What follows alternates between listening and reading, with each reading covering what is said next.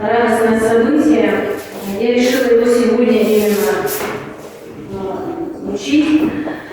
С 2018 года я являюсь ученицей Салыровой Елены Николаевны, нашей певицы, сопрано, которая закончила Московскую государственную консерваторию, приехала в город Якутск, работала долгое время солисткой оркестра госпели радио, потом работала всю свою жизнь в Якутском музыкальном училище преподавателем на отделении сольного пения.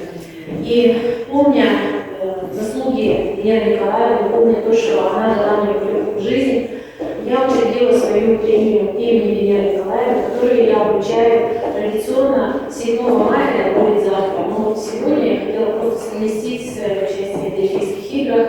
7 мая, в день ее день рождения, вручаю эту премию лучшему ученику отделения пения. И в этом году